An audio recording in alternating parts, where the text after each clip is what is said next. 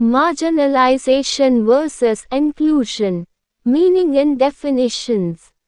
Inclusive education has emerged to counteract the old practices of exclusion. Historically, students with different needs were often limited in their access to various aspects of education. This unit aims to provide an understanding of inclusion and marginalization, highlighting their differences in importance. Learning objectives. Distinguish between inclusion and marginalization. Describe the importance of inclusion. Define the terminologies of marginalization and inclusion. Marginalization. Definition. Marginalization is the process whereby something or someone is pushed to the edge of a group and accorded lesser importance. It is predominantly a social phenomenon by which a minority or subgroup is excluded, and their needs or desires ignored. Impact of marginalization. Marginalization affects millions globally, leading to a lack of control over their lives and resources. This handicaps their ability to contribute to society, creating a vicious circle of isolation and further exclusion.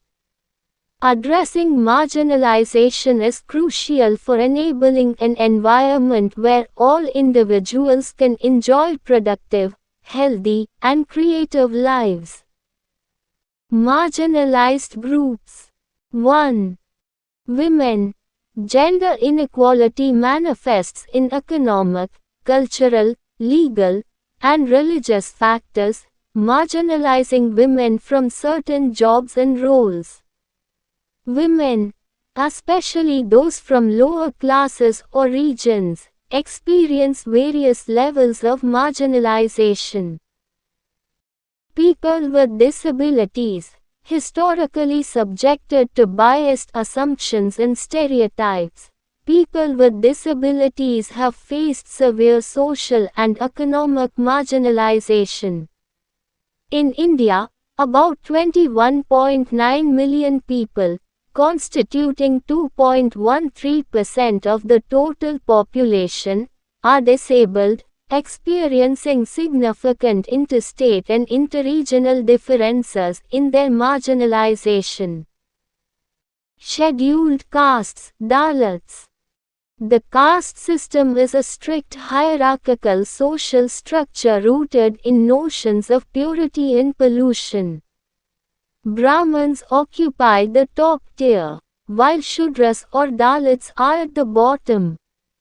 The marginalization of Dalits permeates all areas of life, violating basic human rights such as civil, political, social, economic, and cultural rights.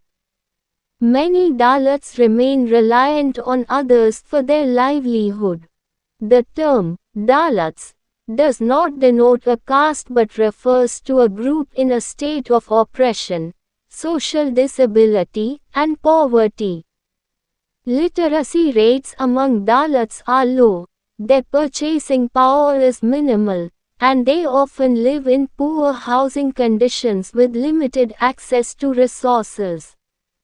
They face structural discrimination through physical, psychological, emotional, and cultural abuse, legitimized by social norms. In villages, Dalits often live in segregated, unhygienic areas, adversely affecting their health, access to healthcare, and quality of life.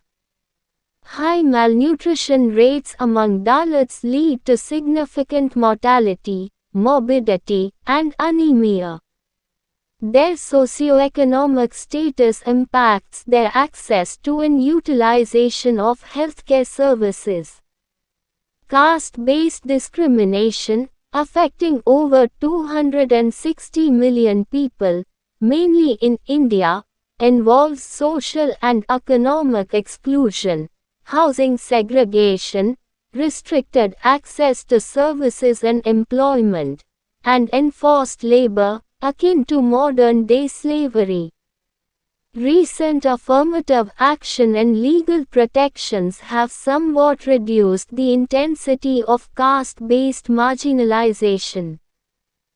Scheduled tribes. Like scheduled castes, scheduled tribes face structural discrimination in Indian society, but based on ethnicity rather than caste. India's scheduled tribes population, about 84.3 million, is socially and economically disadvantaged. Their numbers vary by state, and they often have little control over resources like land, forests, and water. Many work as agricultural, casual, plantation, or industrial laborers, resulting in poverty, low education levels, poor health, and limited healthcare access. They belong to the poorest societal strata and face severe health issues. Elderly or aged people. Aging is inevitable, and the elderly population in India is rapidly growing, becoming a significant concern for the government and policymakers. According to the 2001 census, over 76.6 million people are above 60, constituting 7.2% of the population, up from 6.8% in 1991. Elderly vulnerability is not only due to increased illness and disability but also economic dependence on younger family members. The 2001 census shows 33.1% of the elderly live without spouses, with 14.9% of older men being widows and 50.1% of older women being widows. Among those 80 and older, 71.1% of women are widows compared to 28.9% of men. Economic dependence affects their access to food, clothing, and healthcare. Medicine is the highest unmet need among the elderly, and healthcare for the elderly is a major societal concern due to the prevalence of multiple illnesses and physical ailments in this age group. Children.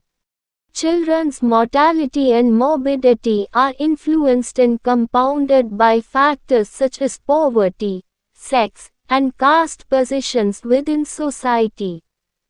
These factors have significant effects on their nutrition intake, access to healthcare, environment, and education. Poverty directly impacts child mortality and morbidity rates. In India, girls face discrimination and limited access to nutritious food and are often subject to gender-based violence. This is evidenced by the declining sex ratio and the use of technologies to eliminate female infants. Violations of children's rights manifest in various forms, including child labor, trafficking, and commercial sexual exploitation. India has the highest number of child laborers under the age of 14 globally. Some groups of children, such as street children and sex workers, face additional forms of discrimination. Many children are trafficked to neighboring countries, and child trafficking remains a severe issue in India. Despite efforts, systematic data and information on child protection are still inadequate. Evidence suggests that children in disadvantaged communities, such as scheduled castes and tribes, and the poor, require special protection. Sexual minorities. Sexual minorities, including gay, lesbian, transgender, bisexual, and Hijra individuals experience stigma and discrimination within society and the health system. Due to the dominance of heterosexual relationships is the only acceptable norm, those identified as having same-sex sexual preferences are ridiculed and ostracized by their families, facing limited support structures and networks.